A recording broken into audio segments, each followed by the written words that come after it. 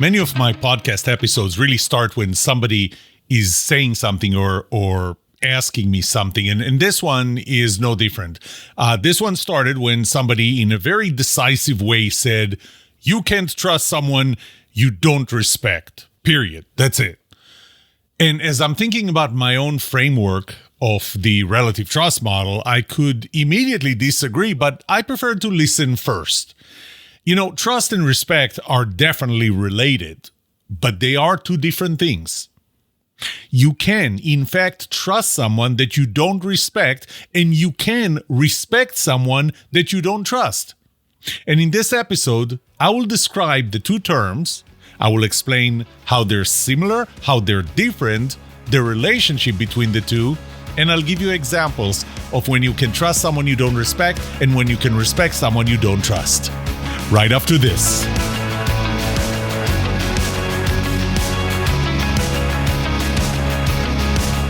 Welcome to The Trust Show. I'm Yoram Solomon, your host, the author of the Book of Trust and facilitator of the Trust Habits Workshop. My mission is simple. I want to help you form habits that build your trustworthiness, because the answer to this question will have the biggest impact on your personal and professional success or failure. Can I trust you?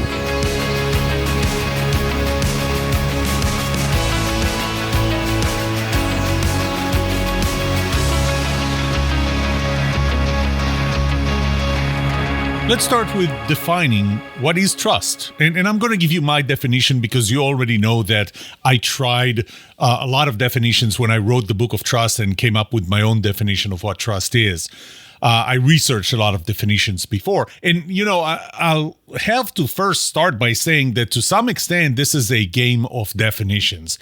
We have to be on the same page on how we define trust and how we define respect. So I'll start. I'm not going to give you dictionary definitions for trust because those are useless. I'm not going to give you the whole summary of previous definitions of trust all the way back to 40, 50 years ago. But what I'll do is I'll give you my definition. And my definition is that trust is my willingness to accept the possibility of negative consequences of giving control over something I have to another person or thing, expecting them to minimize that possibility. So again, it's willingness to accept the possibility of negative consequences. This is kind of the risk that we're taking for giving control over something that I have. This could be my money. This could be my life. If I'm putting my life in the hands of another fellow soldier, for example, with an expectation, there is an expectation here that they will minimize the possibility of those negative consequences. Now, I'll have to go back to why do we trust? And this goes back into my definition of, you heard the phrase, no risk, no reward, right? If you want reward, you need to take some risk, because typically rewards don't come with no risk. And the risk could be different things: financial risk, life risk, other types of risk, relationship risk. But it starts with, you want to get a reward, you have to take a certain risk, and everything is fine as long as you know that you can handle it. But when you can't handle it, this is where you need to trust somebody else that would bridge the gap from the level of risk that you need to take to get this reward that you're after, and to go above your risk tolerance level. So, there's a certain amount of risk that I'm willing to take all by myself, but if the level of risk that I need for a certain reward is bigger than that, then I need somebody to bridge that gap, and that means that I need to trust somebody. And I think that from this definition, one thing that you notice is that there is a component of reliance or dependency.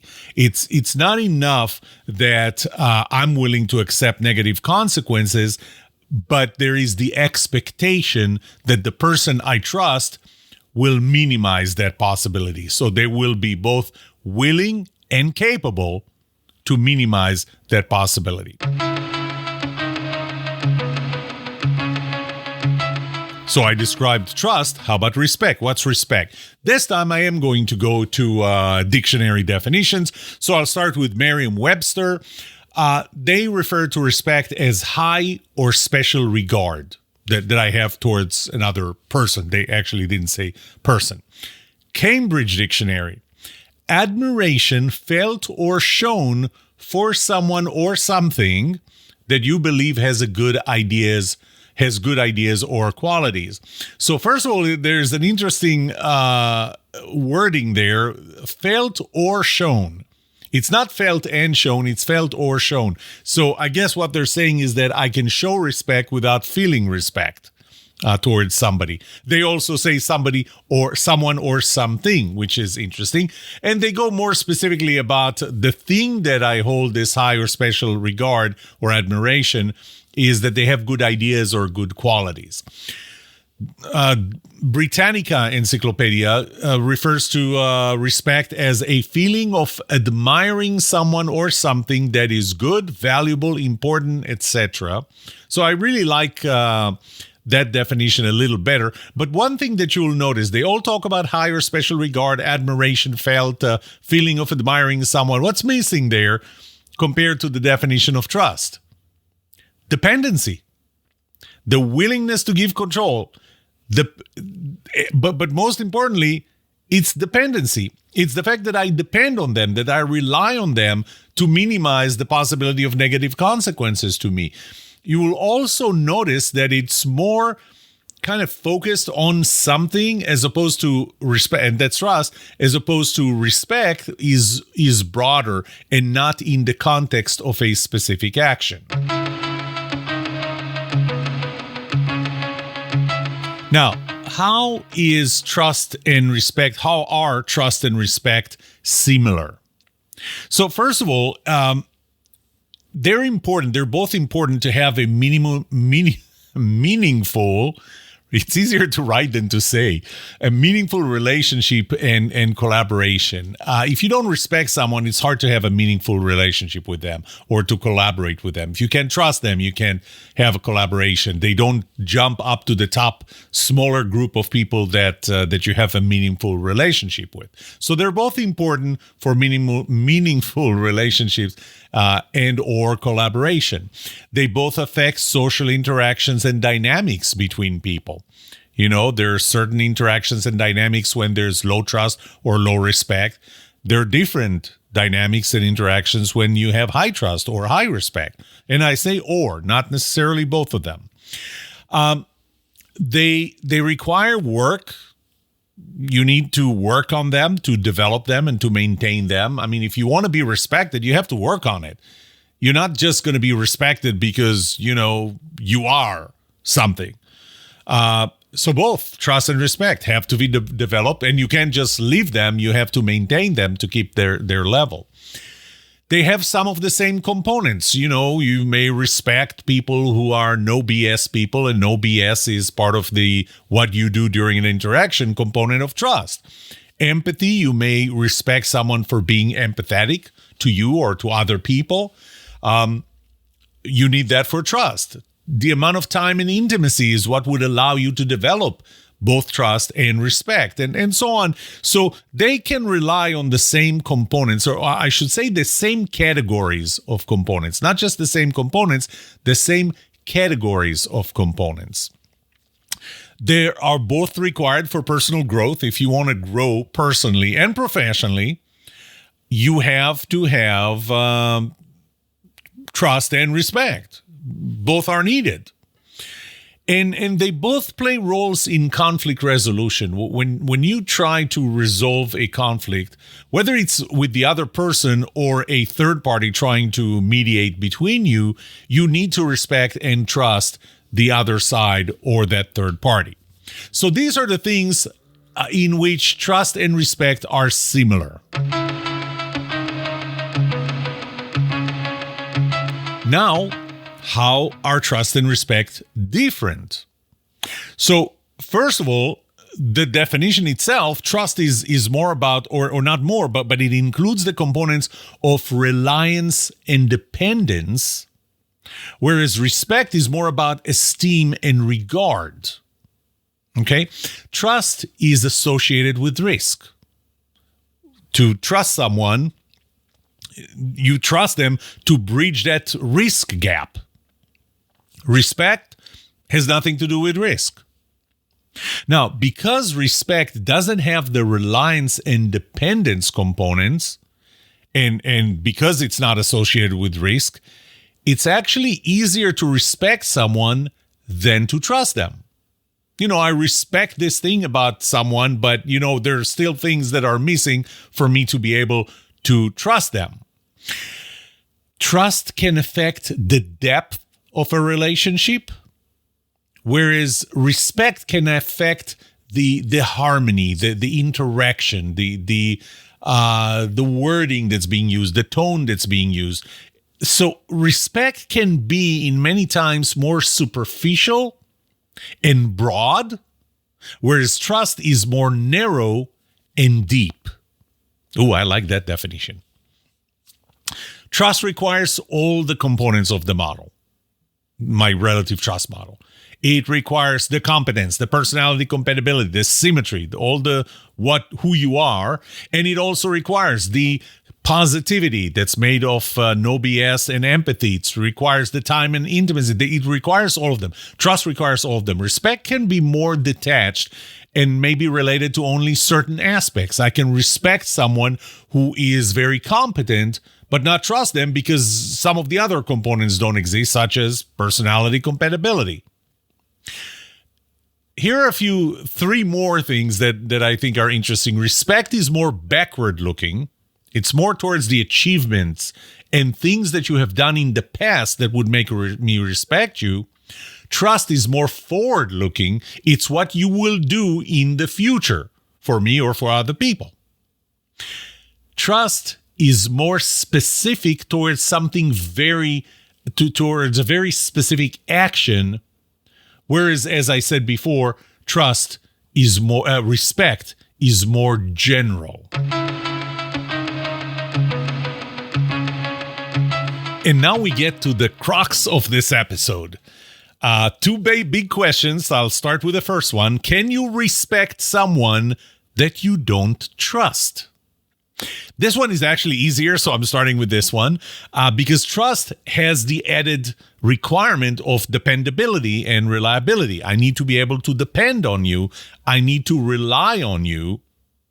And therefore, respect is kind of a subset of trust. So I can respect your competence, but as I said, I don't see enough personality compatibility and empathy for me to trust you. So here's an example. You're very good at your job. I respect you. I respect your competence.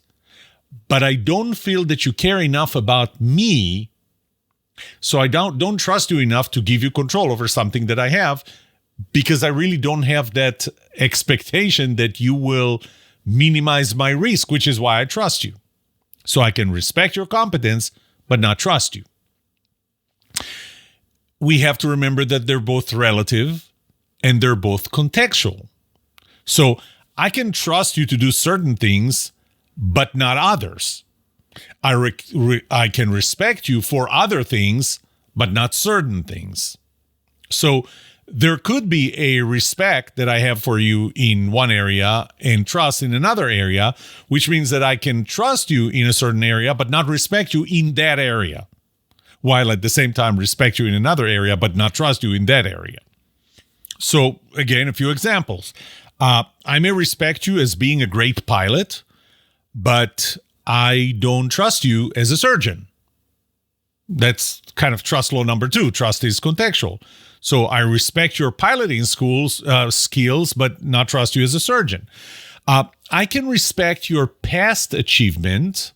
Remember, one of the differences is that respect is more backward looking, whereas trust is forward looking. I can respect your past achievements, but I can't trust you today because you don't have that skill anymore. So let's say that you are a decorated Vietnam War pilot. You flew jets, you took down enemy planes, you got the Purple Heart because you got wounded, you got the Flying Cross, you got, I don't know what else you got. I respect you for that. But you're 90 years old. I admire you for what you've done, but do I trust you to fly the plane today? Not really. So this is another example of how I can respect you, but not trust you. And here's the bigger question. Can I trust someone that I don't respect? And this is really where everything started, because the question that I was confronted with was the definitive statement was that to trust someone, you have to respect them. And I'm asking, can you trust someone that you don't respect? Well, first of all, trust is not a subset of respect. So respect could be a subset of trust, but trust is not a subset of respect. Which means that essentially it's like if I can trust someone, I have to respect them because it's a subset. Well, I can respect one thing, but need trust in another thing. I already talked about that. So I may respect you for something that you've done, but where I need the trust is somewhere else. But I'm trying to find out where I trust you, but I just don't respect you. So for example, trust, there are different things that I can trust you with. For example, you're one of my employees or contractors, and I need you to show up tomorrow to do the work. History shows, I've been working with you for a long time, history shows that you are going to show up at work and do tomorrow and do the work. It's based on my experience with you. Does that amount to respect? Does that mean that I respect you? Well, maybe the level of work that I need from you is really just labor, but doesn't require any thinking, so I don't have any special admiration to your problem-solving skills. I just need, hate to say it, I just need your hands to do the work. And you've done that. So I trust you to do that. I trust you to show up tomorrow. I trust you to do the work. It's just that there's nothing that I respect in that. The other thing is, for example, I'll go back to a more extreme example, which is I don't know how much I respect the pilot who flies my plane. Do I have a lot of respect? I don't know them. I don't know the pilot. Nobody ever told me that our pilot was a combat pilot who rescued wounded soldiers in Afghanistan. Nobody told me that. So there's nothing that I will respect or admire in our pilot. But based on transferable trust law number 5, I trust the airline to have hired, trained, checked, and put this pilot in our plane because they trust them. And if I trust the airline, I trust the pilot. But I don't know the pilot enough to respect them. Which kind of brings another interesting point, and that is, I typically say that you trust 4 different entities. Okay? It's kind of 3, but one of them is divided into 2. You trust yourself, you trust God, and you trust other people. And I break other people into 2 groups, and that's people you know and people you don't know. The pilot in our plane, never saw him before, never met him before, know nothing about him, so there's nothing for me to respect in them, but I trust him. Why do I trust him? Because the airline trusts him. Trust law number 5, trust is transferable. So there are circumstances where I would trust them, but there's nothing that amounts to respect. Now, you can say you're going to respect them because they went through all the pilot's training and so on. Okay, fine. Once again, trust is relative. I went through pilot's training. I went through other trainings. I don't expect to be respected for that. But it's a personal thing. And the other thing to keep in mind is that both trust and respect are continuous and not binary. It's not that I trust you or distrust you. It's not that I respect you or not respect you. Disrespect is something else. It's how much I trust you or how much I respect you. So once again, I'm going to buy a bracelet for my daughter at a street fair in Mexico. Do I trust the seller? Well, trust them with what? Trust them how much? I trust them very little. I don't know them, and they're going to disappear a moment after they took my money. But is it enough to give them the $10 and get a bracelet? Very little risk, very little reward. I trust them enough for that. Does it mean that I respect them? I mean, I don't know anything about them. What is it to respect? Oh, you're going to say, because they made this beautiful bracelet. No, they didn't make the bracelet. They're just selling it. Somebody else made. I have respect to the person who made the bracelet, but that's not the seller. How much trust do I really need and this is true in general for transactional interactions. You know, I just bought a new mattress. How much do I trust the salesperson? Well, that was a pretty significant purchase for me. And so I had to trust the salesperson, but really I trusted the salesperson because that salesperson was not an independent salesperson. They were working for a company. I trust the company, and I trust that if the salesperson would cheat me one way or another, that I can go back to the company and they will make it right. So specifically, I trust the salesperson because I gave my money to the salesperson.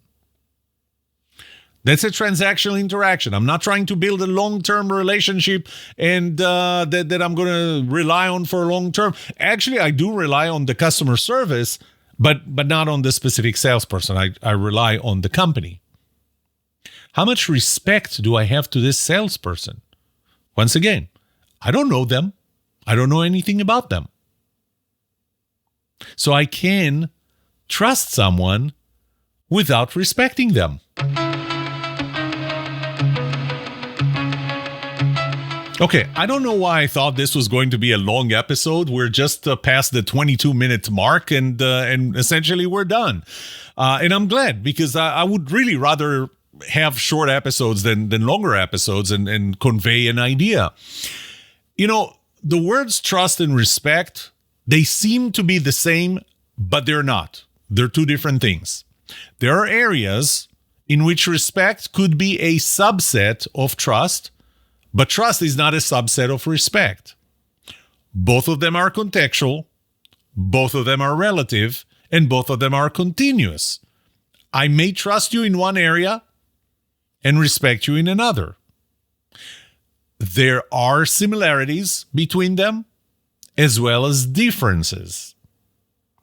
I think one of the things that I showed you is that trust is narrower and deeper. Trust is forward-looking, whereas respect is more shallow but broad and more backward-looking. So there are differences between them. And yes, I think that in this episode, hopefully I convince you that I can trust someone without respecting them, and I can respect someone without trusting them. Well, that's it for today. I hope this made you think a little differently about trust, and this week about respect. May trust be with you. This was The Trust Show.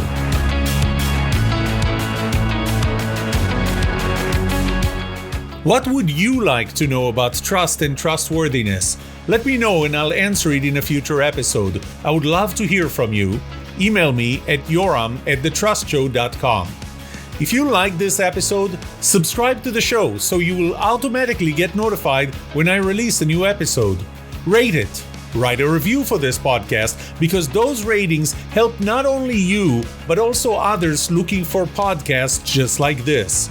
If you're looking for more resources to learn about how to build trust, be trusted, or know who to trust, look up my workshops, online courses, books, or go to my website, trusthabits.com. And remember that the answer to these two questions will have the biggest impact on your personal and professional success or failure. Can I trust you?